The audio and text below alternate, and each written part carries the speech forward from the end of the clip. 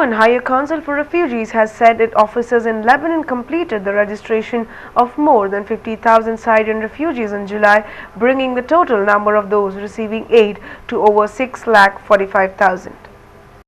More than 5,41,000 Syrian refugees have been registered in Lebanon, while over 1,04,000 are still waiting for registration process to be completed, citing the UN Refugee Agency.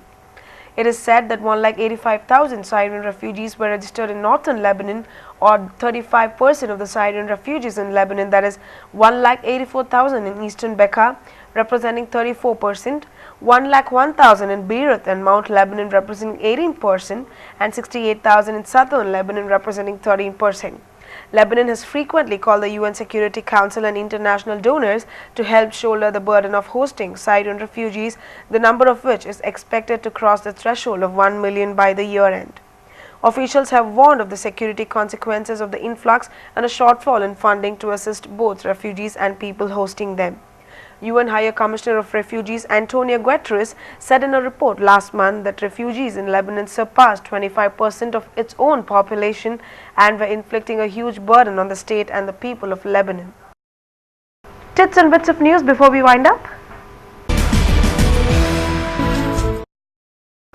A private luxury tourist bus fell into the Bakra Canal in Punjab's Fatehgarh Sahib district Wednesday morning, police said. Police officials said casualties were feared, but no precise figures were available. It is not known how many passengers were in the bus at the time of the accident.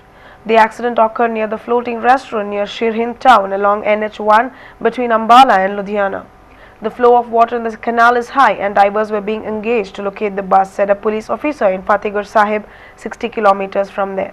District Police Chief Gurmeet Singh Chauhan said efforts were on to rescue trapped passengers. There was yet another raid on the district jail in Mangalore by a police team led by Mysore DIG Prisons Vishwanath Iyer.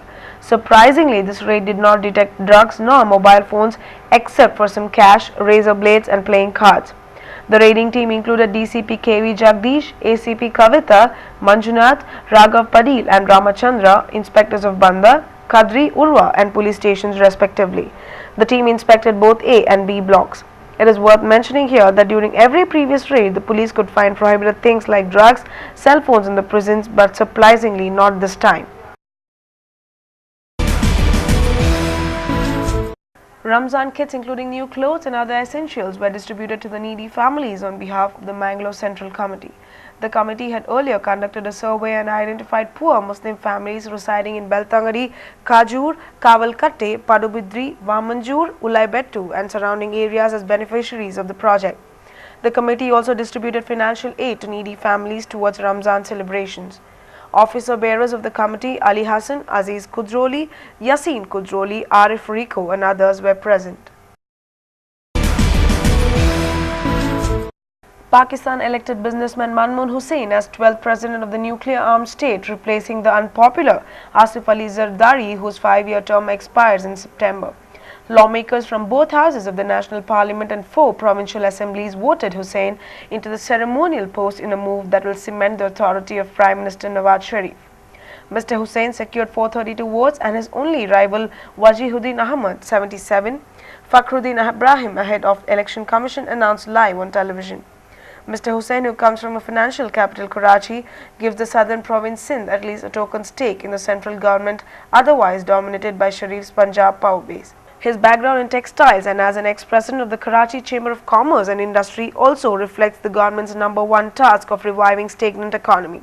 Born in Agra, India, before partition of the subcontinent, his family migrated to Karachi. He briefly served as governor of the southern province of Sindh, of which Karachi is the capital, under Mr. Sharif's last premiership in 1999.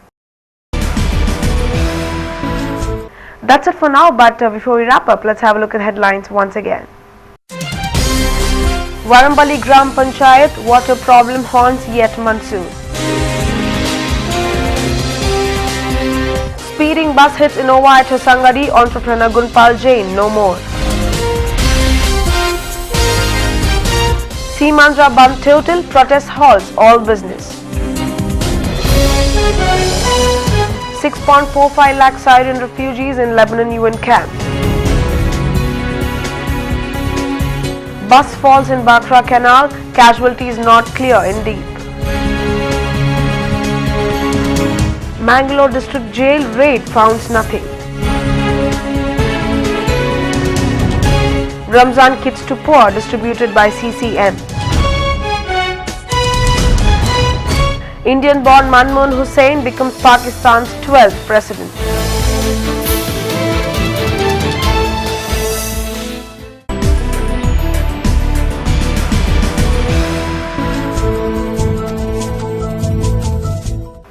Stay tuned for much more live news updates coming your way in Kannada, Tulu and all the regional languages. I'll see you again with English news tomorrow. Till then, this is me, Madhu, saying Namaskar.